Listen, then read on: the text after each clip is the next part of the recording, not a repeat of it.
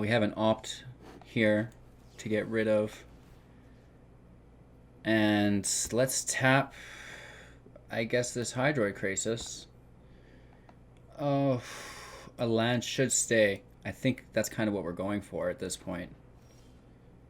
And we pulled 2 of them. So we have a really weird situation coming out here.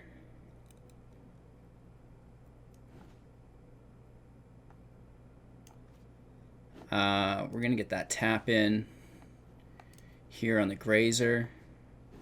And then that's going to tap the Goose, which is great. So we got double tapped there. And then we're going to Frost Links these other 2 Wolves.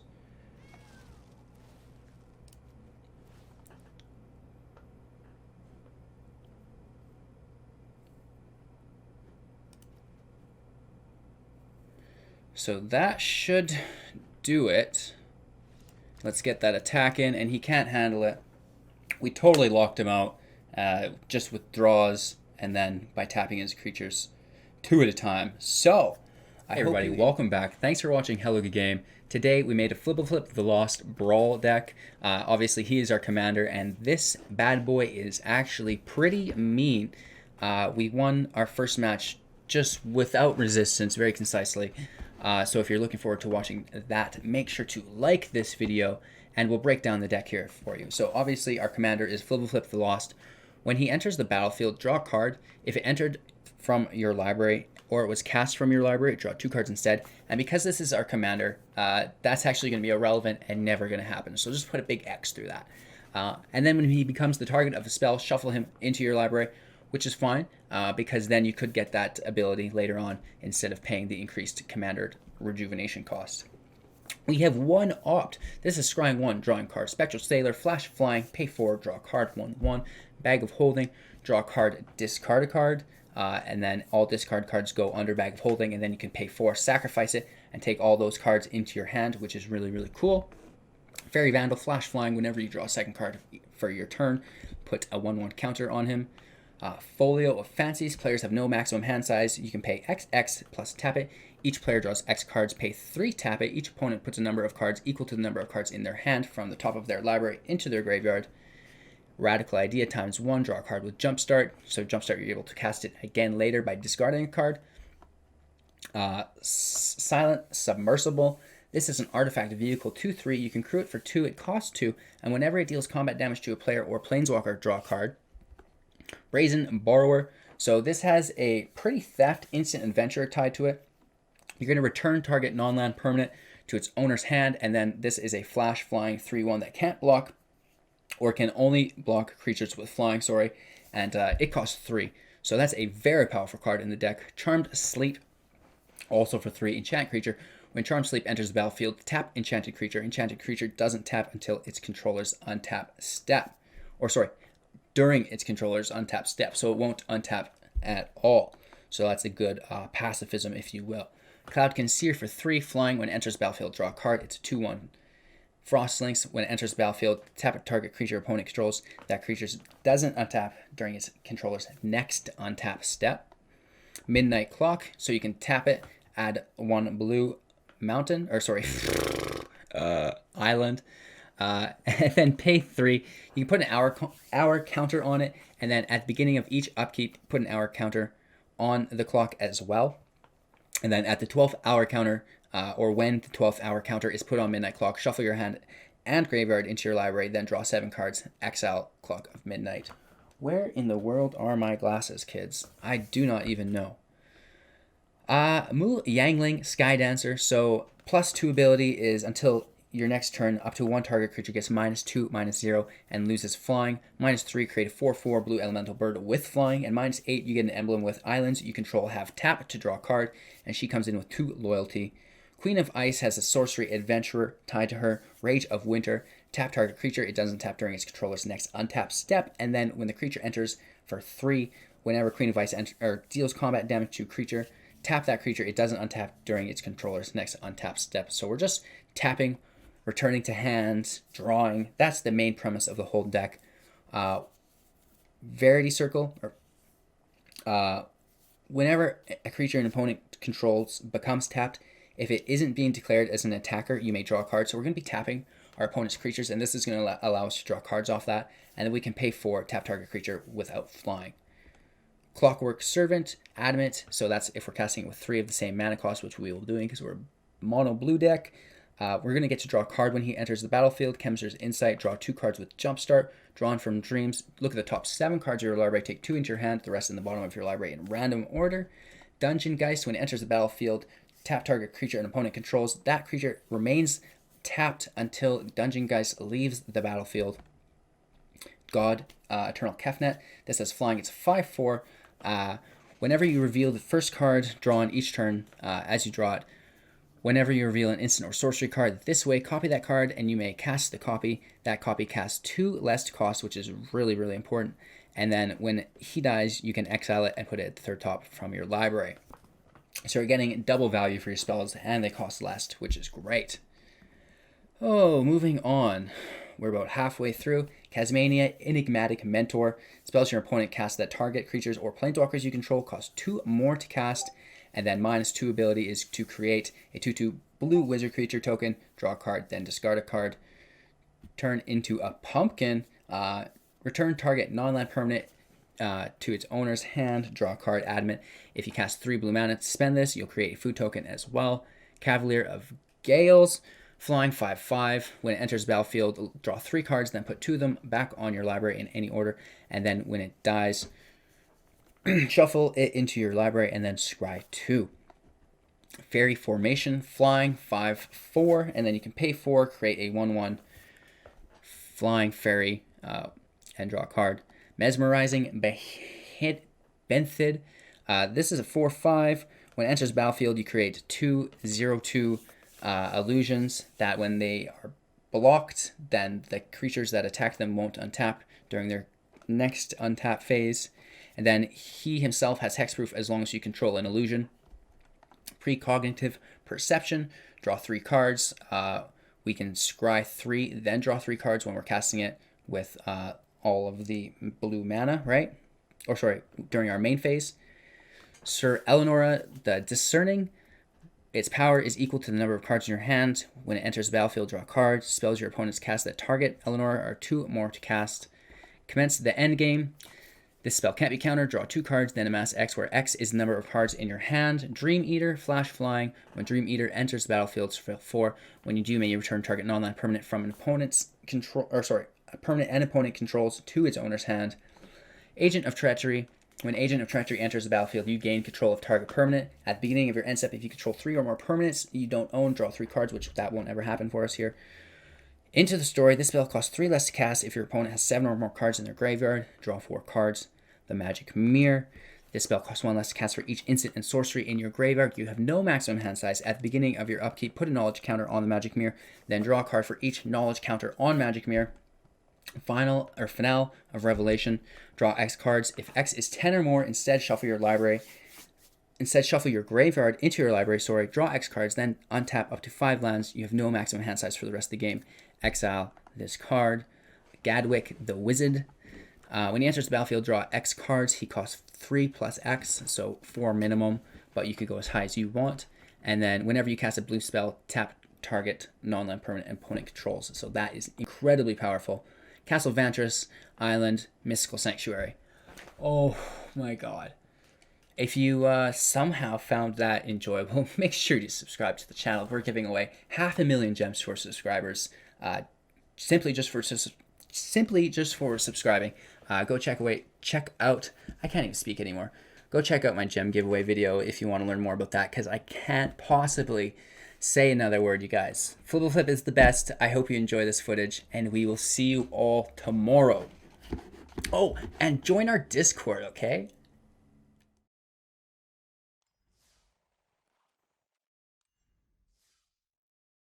Alright, so we have assembled the best deck possible. Everybody knows Fblthp is the bomb. If you think so, make sure to like, comment, and subscribe. Just subscribe. That's the most important thing, I guess. In the future. Anyways, in the here and now, liking and commenting, of course, and that takes 1 second. Tell me to go fly a kite if you think that's what I deserve. We're going to keep this. Why not? I mean, we have our Gadwick in hand. And our Bag of Holding is always nice too, and a little bit of draw and a big finisher if we get there.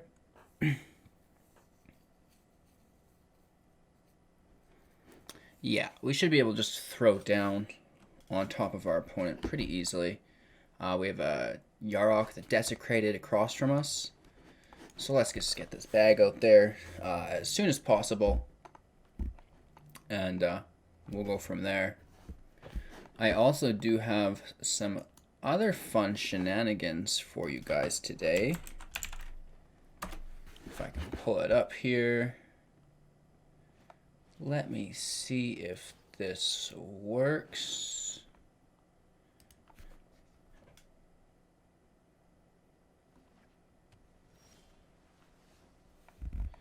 I do not think so. Obviously, we're going to get that draw going. Commander incoming. That's played as quick as a Oko is. Let's see if I can get this soundboard to work.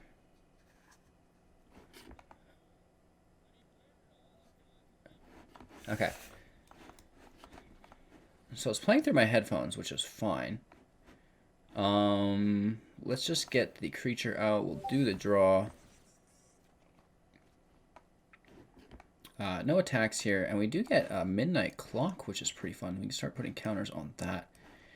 And we pull the Dream Eater as well, so this could be going worse, I guess.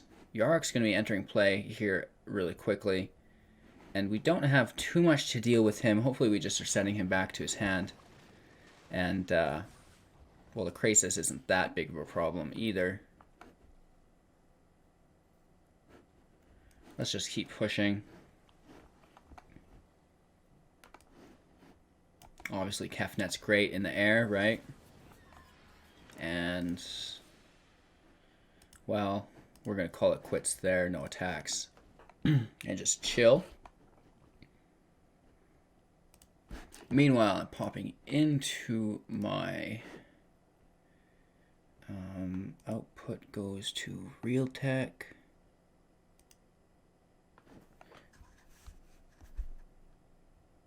But who? Oh yeah. Where in all of God's green goodness am I going to find someone that beast-headed? All right, so I've got a soundboard in play. That's the big surprise for you guys. And I've got a lot of keys to fill up, like hundreds and hundreds and hundreds and hundreds. So definitely hit me up with your soundboard ideas, and I'll incorporate them into the show. We are definitely going to exile God Eternals back into our library. And we'll see where the rest of his turn goes here. Gilded Goose, that's fine. Yeah, I mean, Assassin's Trophy's gone and dealt with now. We appreciate that. He has Find Finality, which is pretty aggressive against us. We just pulled Commence the End Game, which is nice as well.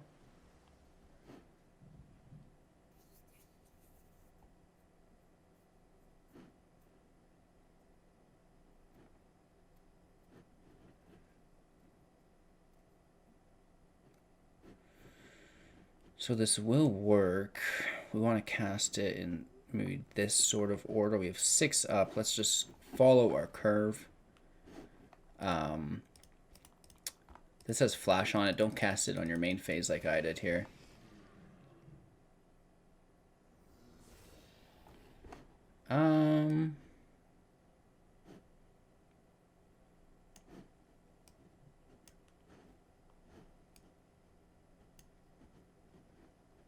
So we need all the land. Treachery, then opt, I guess. Kind of space it out a little bit. Or opt the land, treachery. Yeah. This is how we want that, I believe. Or we just put opt to the bottom. Yes. We definitely do. That's the play. We're gonna probably bounce this Grazer, in all honesty. That's our best play. Back to his hand. It did have reach, but it's just not important right now, I guess. We'll attack for 1, why not? I mean, these brawl games are kind of won in the long term here.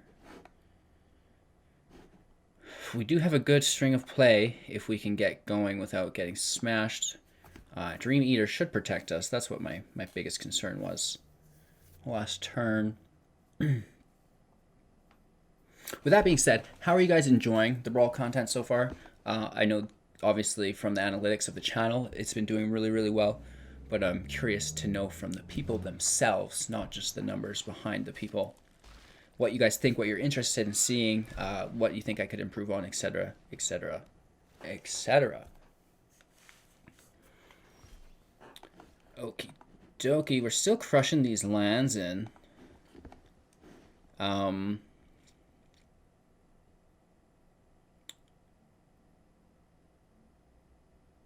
We have 3 cards in our hand, so we can draw for 4, which actually works well.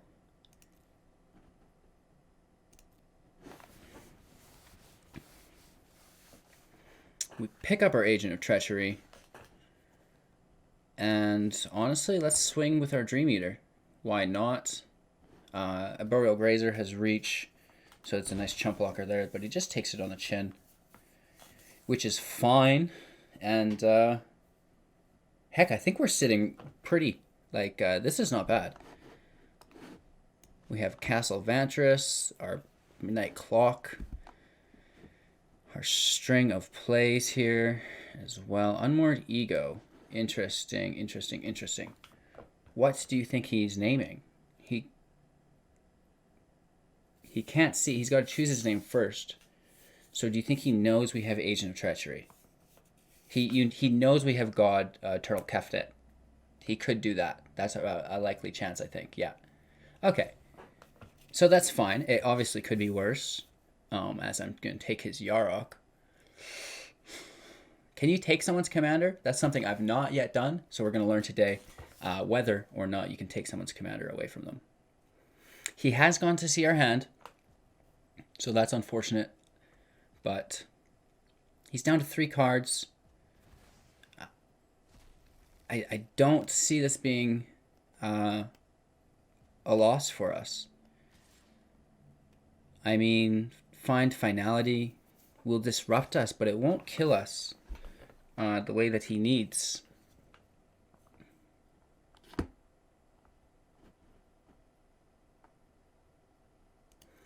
don't think we need to block. We'll take it.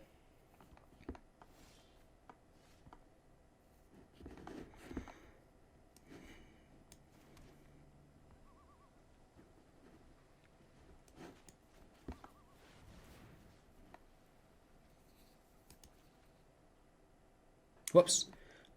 We wanted our Agent of Treachery to tag that. We could have tapped something else of his. That's totally our bad. Nonetheless, learn from my mistakes and play better in the future for yourselves. We can get in with our Galdwick as well. So a couple attackers here. And I think I've demonstrated just how powerful Fblthp is. It's really unmatched power. Oko, okay, that's really good, right? And then people move on from that. They're like, Yarok the Desecrated, that's even better. But what's truly supreme above all is Fblthp. People know this. He's lost. And he's been found as the #1 Brawl commander.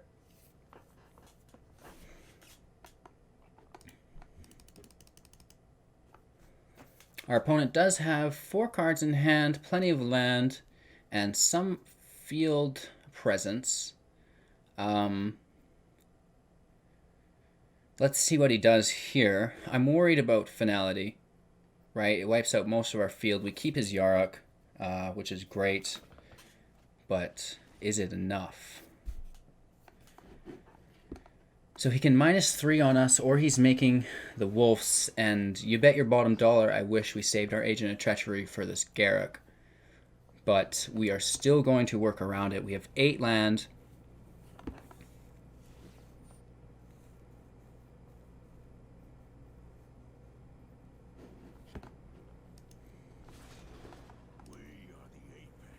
We have an opt here to get rid of.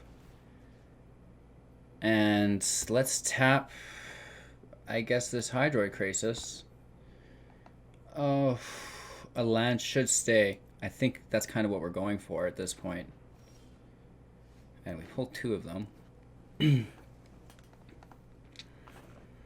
So we have a really weird situation coming out here.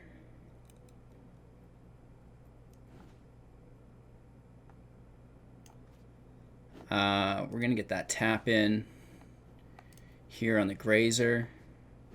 And then that's going to tap the Goose, which is great. So we got double tapped there. And then we're going to Frost Links these other 2 Wolves.